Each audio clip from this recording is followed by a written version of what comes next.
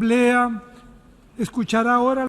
The Assembly will now hear a statement by His Excellency Benjamin Netanyahu, Prime Minister of the State of Israel. May I request protocol to escort His Excellency?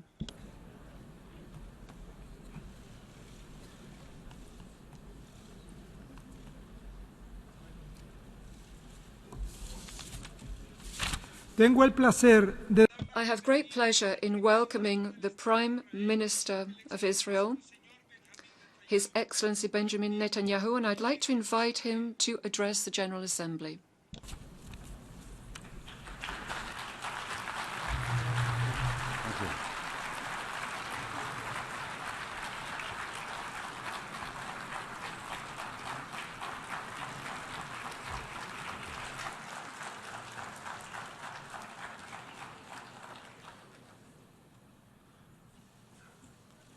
Mr. President,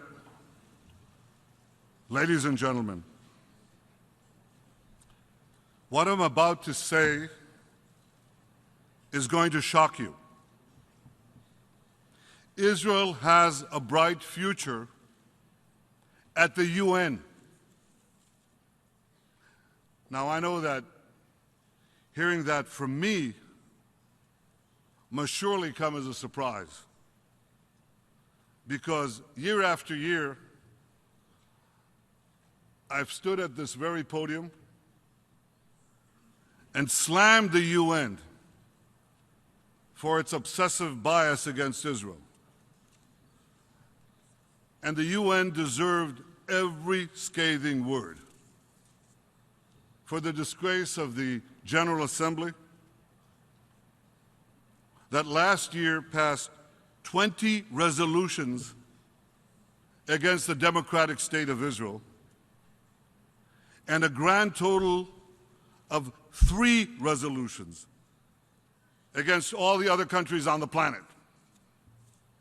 Israel 20, rest of the world 3. And what about the joke called the UN Human Rights Council, which each year condemns Israel more than all the countries of the world combined,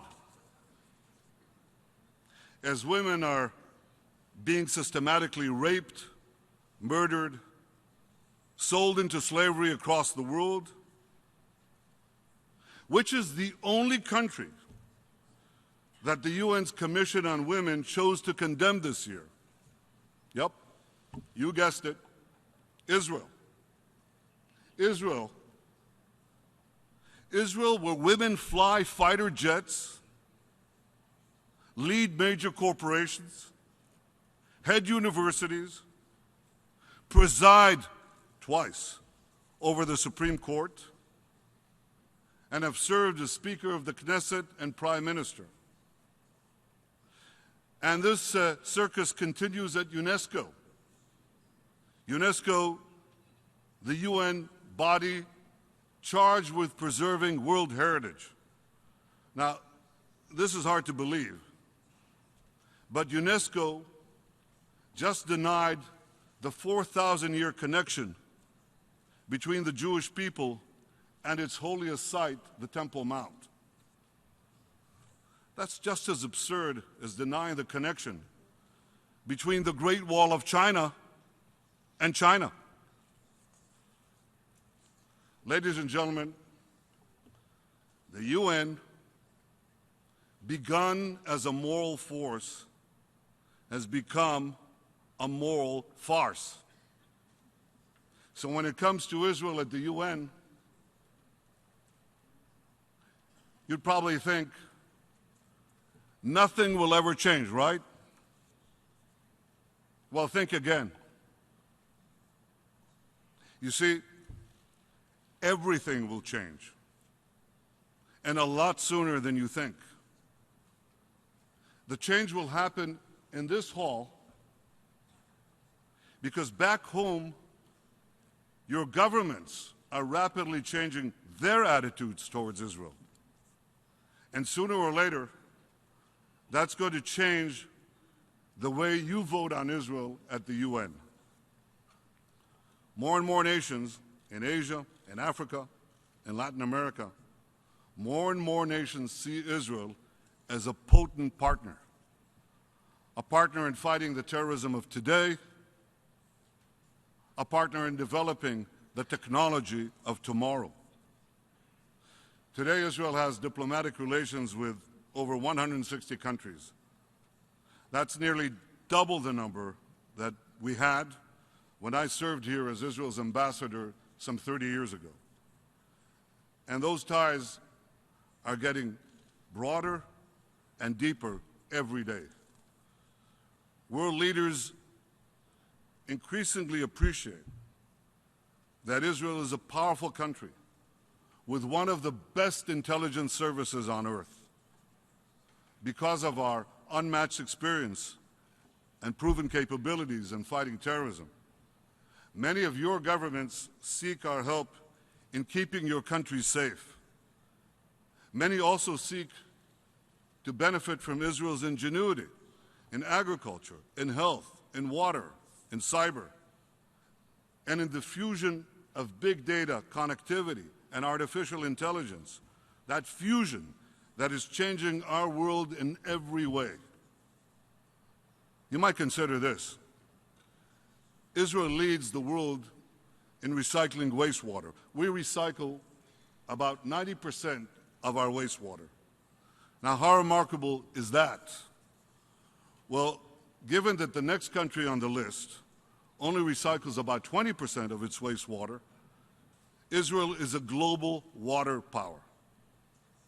So if you have a thirsty world, and we do, there's no better ally than Israel. How about cybersecurity? That's an issue that affects everyone. Israel accounts for 0.1% of the world's population. Yet last year, we attracted some 20% of the global private investment in cybersecurity. I want you to digest that number. In cyber, Israel is punching a whopping 200 times above its weight.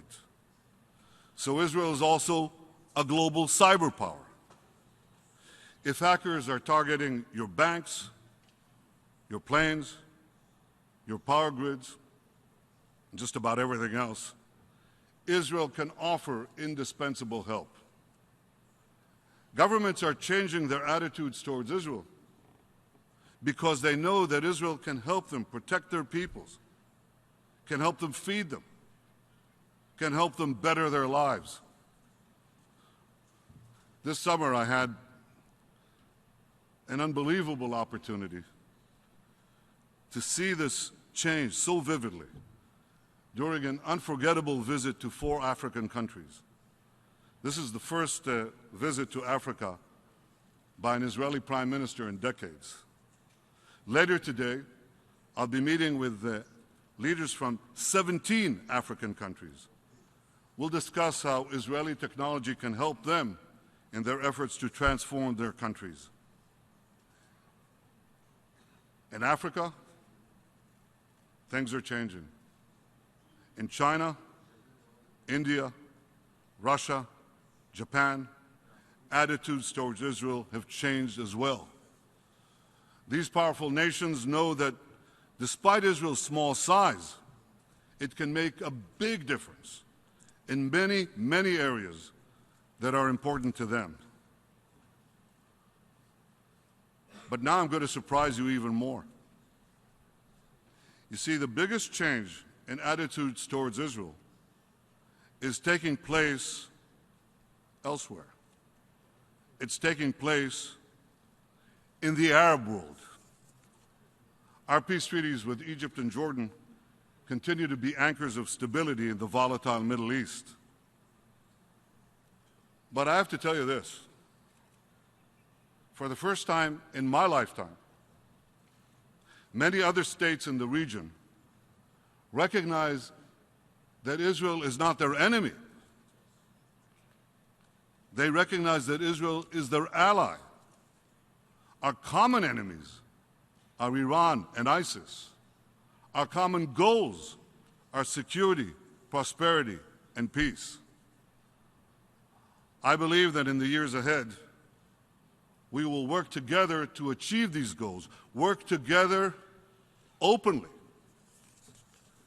So Israel's diplomatic relations are undergoing nothing less than a revolution. But in this revolution, we never forget that our most cherished alliance, our deepest friendship, is with the United States of America, the most powerful and the most generous nation on earth.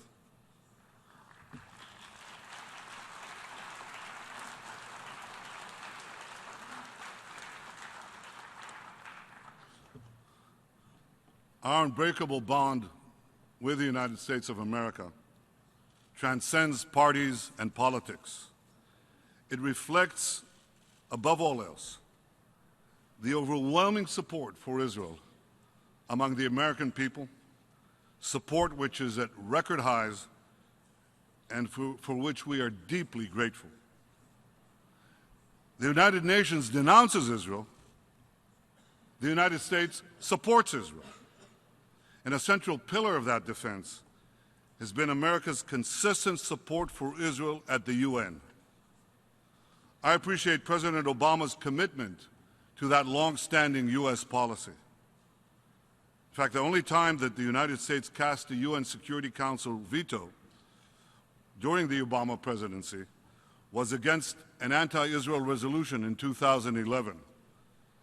As President Obama rightly declared at this podium, peace will not come from statements and resolutions at the United Nations. I believe the day is not far off when Israel will be able to rely on many, many countries to stand with us at the UN.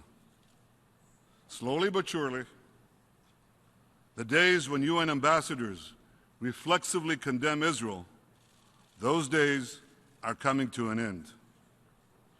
Ladies and gentlemen, today's automatic majority against Israel at the UN reminds me of the story, the incredible story of Hiro Onoda. Hiro was a Japanese soldier who was sent to the Philippines in 1944. He lived in the jungle. He scavenged for food. He evaded capture. Eventually he surrendered, but that didn't happen until 1974, some 30 years after World War II ended. For decades, Hiro refused to believe the war was over. As Hiro was hiding in the jungle, Japanese tourists were swimming in pools in American luxury hotels in nearby Manila. Finally, mercifully, Hiro's former commanding officer was sent to persuade him to come out of hiding. Only then did Hiro lay down his arms. Ladies and gentlemen, distinguished delegates from so many lands, I have one message for you today. Lay down your arms. The war against Israel at the UN is over. Perhaps some of you don't know it yet, but I'm confident that one day, in the not-too-distant future, you will also get the message from your president or from your prime minister informing you that the war against Israel at the United Nations has ended. Yes, I know, there might be a storm before the calm. I know there's talk about ganging up on Israel at the UN later this year. Given its history of hostility towards the UN, or towards Israel rather, does anyone really believe that Israel will let the UN determine our security and our vital national interests? We will not accept any attempt by the UN to dictate terms to Israel. The road to peace runs through Jerusalem and Ramallah, not through New York. But regardless of what happens in the months ahead, I have total confidence that in the years ahead, the revolution in Israel's standing among the nations will finally penetrate this hall of nations. I have so much confidence, in fact, that I predict that a decade from now, an Israeli prime minister will stand right here, where I'm standing, and actually applaud the UN. But I want to ask you, why do we have to wait a decade? Why keep vilifying Israel? Perhaps because some of you don't appreciate that the obsessive bias against Israel is not just a problem for my country, it's a problem for your countries too. Because if the UN spends so much time condemning the only liberal democracy in the Middle East, it has far less time to address war, disease, poverty, climate change, and all the other serious problems that plague the planet. Are the 500,000 slaughtered Syrians helped by your condemnation of Israel?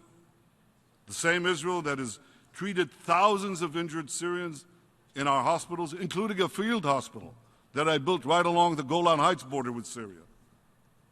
Are the gays hanging from cranes in Iran helped by your denigration of Israel? That same Israel where gays march proudly in our streets and serve in our parliament, including, I'm proud to say, in my own Likud party? Are the starving children in North Korea's brutal tyranny, are they helped by your demonization of Israel? Israel, whose agricultural know-how is feeding the hungry throughout the developing world? The sooner the UN's obsession with Israel ends, the better. The better for Israel, the better for your countries, the better for the UN itself. Ladies and gentlemen, if UN habits die hard, Palestinian habits die even harder. President Abbas just attacked from this podium the Balfour Declaration. He's preparing a lawsuit against Britain for that declaration from 1917. That's almost 100 years ago. Talk about being stuck in the past. The Palestinians may just as well sue Iran for the Cyrus Declaration, which enabled the Jews to rebuild our temple in Jerusalem 2,500 years ago. Come to think of it, why not a Palestinian class action suit against Abraham for buying that plot of land in Hebron, where the fathers and mothers of the Jewish people were buried 4,000 years ago? President, you're not laughing. It's as absurd as that. To sue the British government for the Balfour Declaration? Is he kidding? And this is taken seriously here? President Abbas attacked the Balfour Declaration because it recognized the right of the Jewish people to a national home in the land of Israel. When the United Nations supported the establishment of a Jewish state in 1947, it recognized our historical and our moral rights in our homeland and to our homeland. Yet today, nearly 70 years later, the Palestinians still refuse to recognize those rights. Not our right to a homeland, not our right to a state, not our right to anything. And this remains the true core of the conflict, the persistent Palestinian refusal to recognize the Jewish state in any boundary. You see, this conflict is not about the settlements. It never was. The conflict raged for decades before there was a single settlement, when Judea, Samaria, and Gaza were all in Arab hands. The West Bank and Gaza were in Arab hands, and they attacked us again and again and again. And when we uprooted all 21 settlements in Gaza and withdrew from every last inch of Gaza, we didn't get peace from Gaza. We got thousands of rockets fired at us from Gaza. This conflict rages because for the Palestinians, the real settlements they're after are Haifa, Jaffa, and Tel Aviv.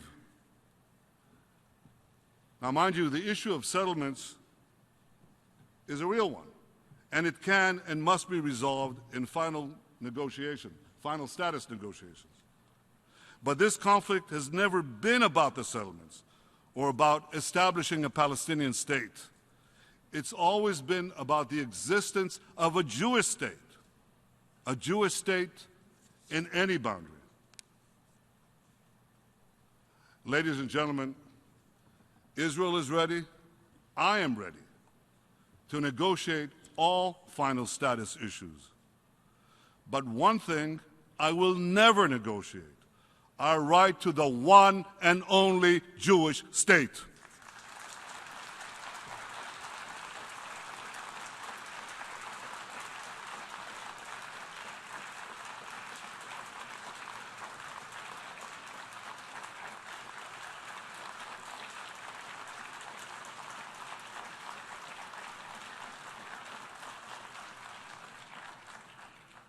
Wow, sustained applause for the Prime Minister of Israel and the General Assembly.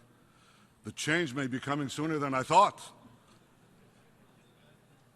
Had the Palestinians said yes to a Jewish state in 1947, there would have been no war, no refugees, and no conflict.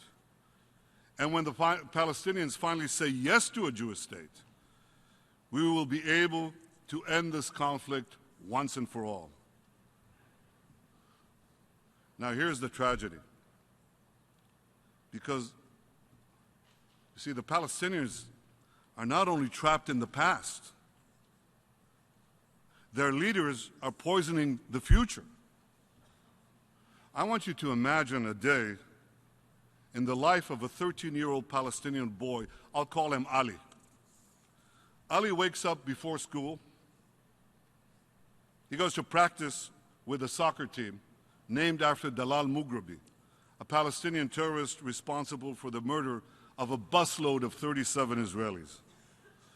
At school, Ali attends an event sponsored by the Palestinian Ministry of Education, honoring Baha Alyan, who last year murdered 3 Israeli civilians.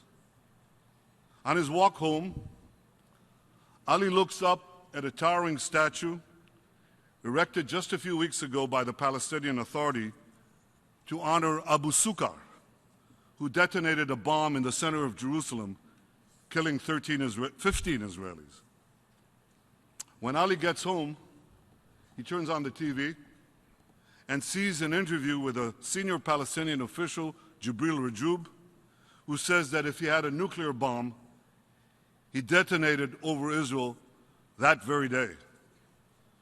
Ali then turns on the radio and he hears President Abbas's advisor, Sultan Abu el-Ainin, urging Palestinians, here's a quote, to slit the throats of Israelis wherever you find them.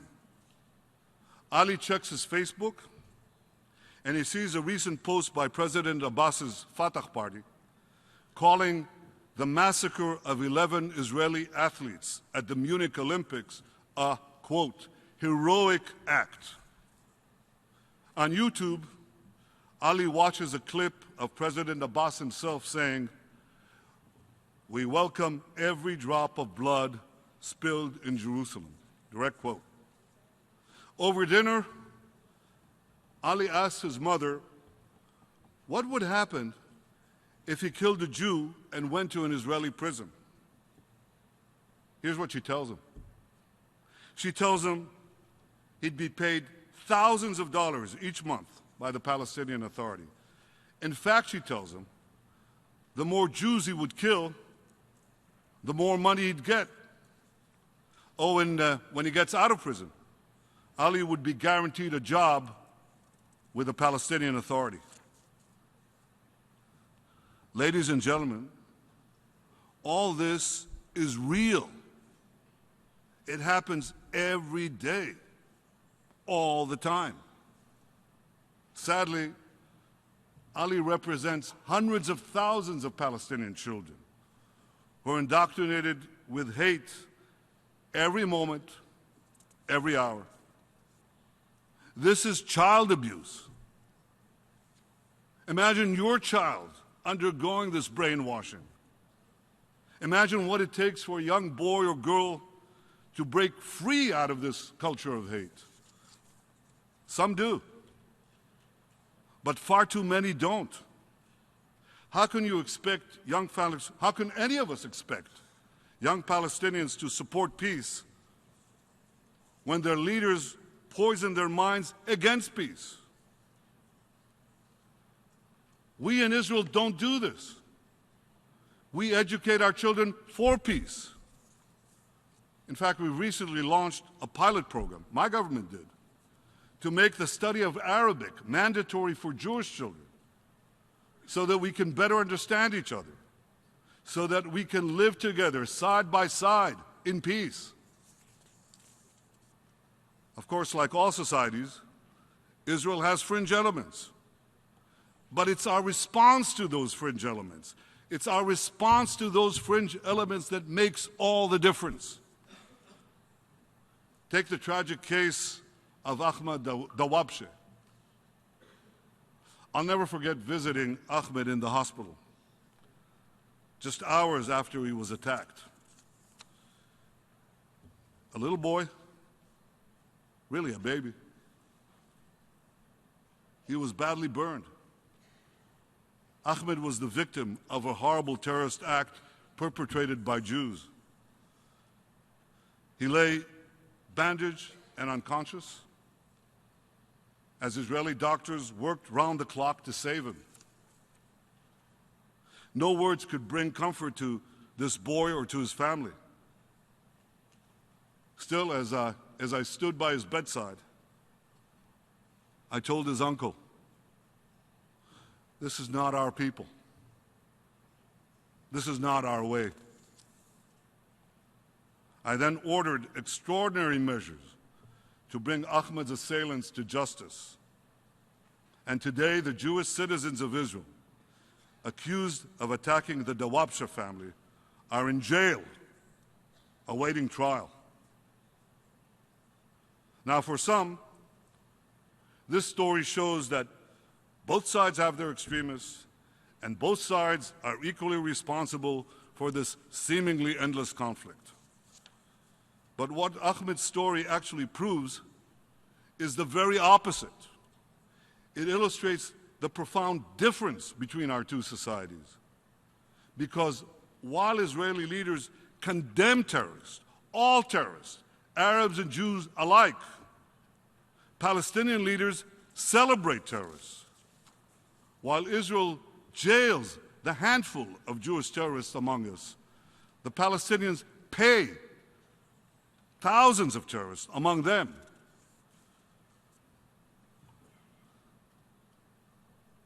So I call on President Abbas. You have a choice to make. You can continue to stoke hatred as you did today, or you can finally confront hatred and work with me to establish peace between our two peoples. Ladies and gentlemen,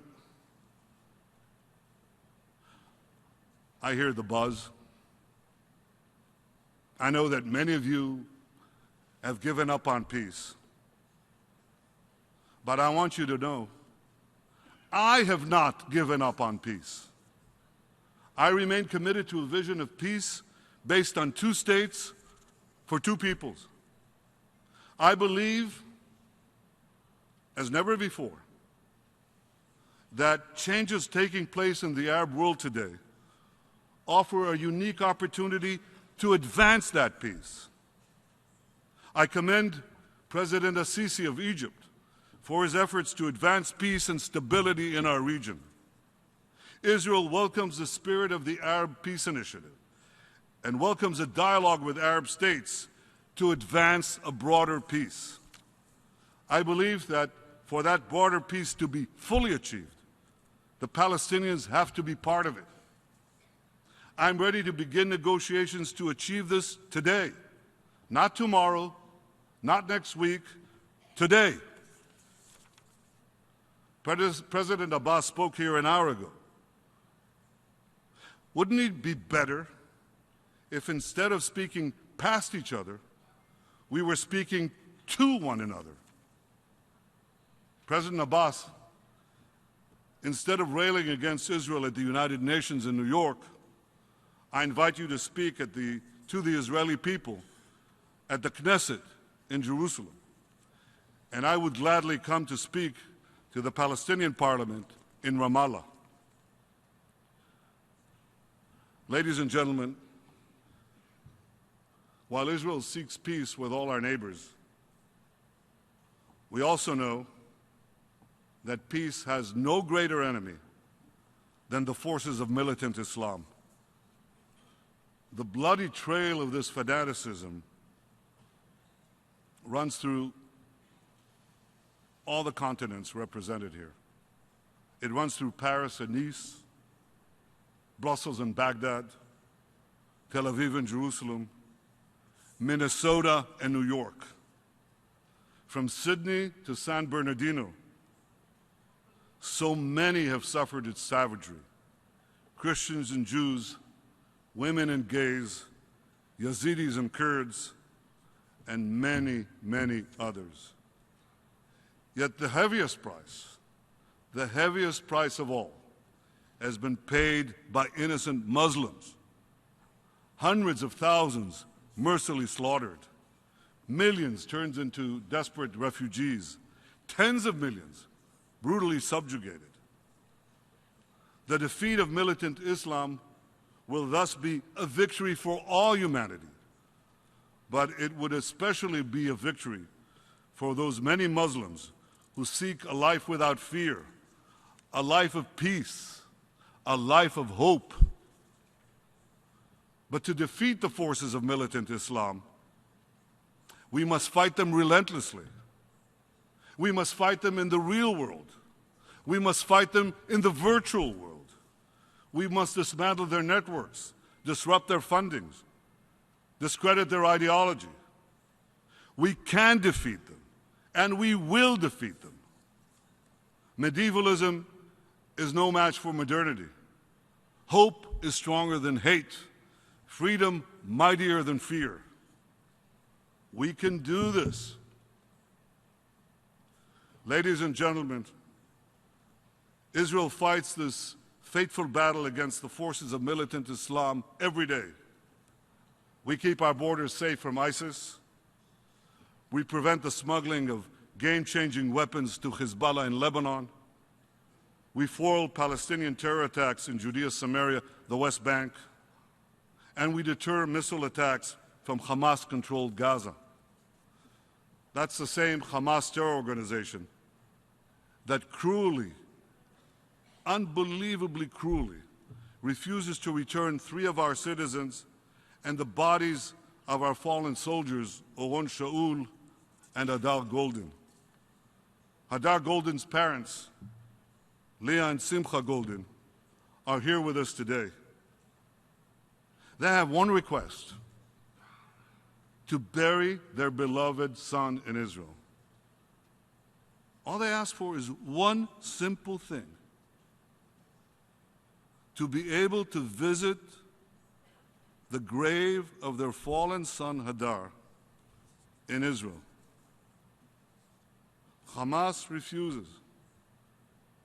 They couldn't care less. I implore you to stand with them, with us, with all that's decent in our world, against the inhumanity of Hamas, all that is indecent and barbaric. Hamas breaks every humanitarian rule in the book. Throw the book at them. Ladies and gentlemen, the greatest threat to my country, to our region, and ultimately to our world remains the militant Islamic regime of Iran. Iran openly seeks Israel's annihilation. It threatens countries across the Middle East. It sponsors terror worldwide. This year, Iran has fired ballistic missiles in defiance, direct defiance of Security Council resolutions. It has expanded its aggression in Iraq, in Syria, in Yemen. Iran, the world's foremost sponsor of terrorism, continued to build its global terror network. That terror network now spans 5 continents. So my point to you is this. The threat Iran poses to all of us is not behind us. It's before us. In the coming years, there must be a sustained and united effort to push back against Iran's aggression and Iran's terror. With the nuclear constraints on Iran 1 year closer to being removed, let me be clear. Israel will not allow the terrorist regime in Iran to develop nuclear weapons. Not now, not in a decade, not ever.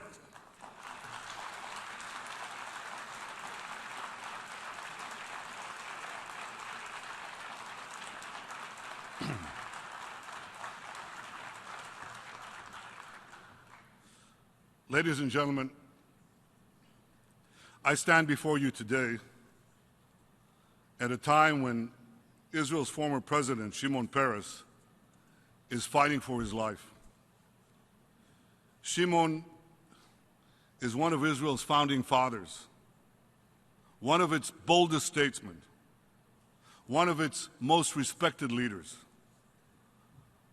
I know you will all join me and join all the people of Israel in wishing him refuah shlema Shimon, a speedy recovery.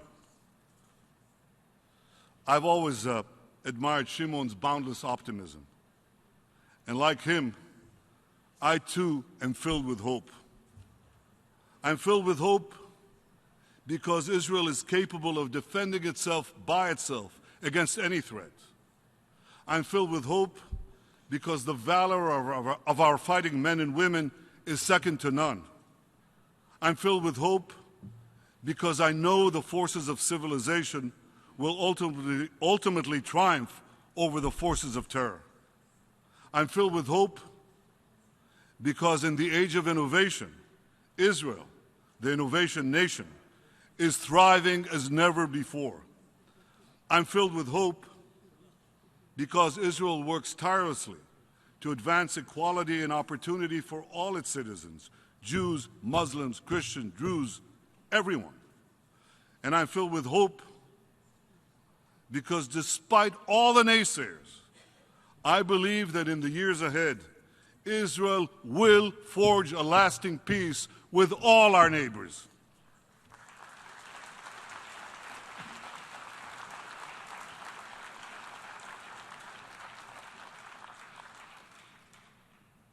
Ladies and gentlemen, I'm hopeful about what Israel can accomplish because I've seen what Israel has accomplished. In 1948, the year of Israel's independence, our population was 800,000. Our main export was oranges. People said then we were too small, too weak, too isolated, too demographically outnumbered to survive, let alone thrive. The skeptics were wrong about Israel then. The skeptics are wrong about Israel now.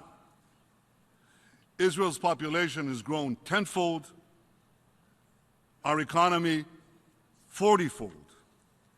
Today, our biggest export is technology. Israeli technology which powers the world's computers, cell phones, cars, and so much more. Ladies and gentlemen, the future belongs to those who innovate, and this is why the future belongs to countries like Israel. Israel wants to be your partner in seizing that future. So I call on all of you, cooperate with Israel, embrace Israel, Dream with Israel. Dream of the future that we can build together. A future of breathtaking progress. A future of security, prosperity, and peace. A future of hope for all humanity. A future where, even at the UN, even in this hall, Israel will finally, inevitably, take its rightful place among the nations. Thank you.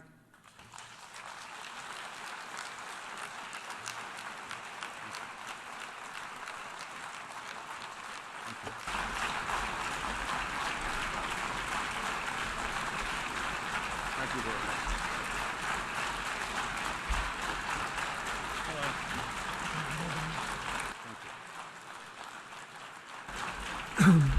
En nombre de la Asamblea.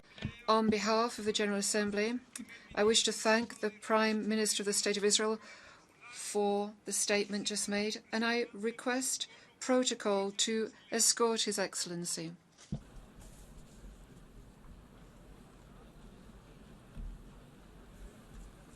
Seguimos.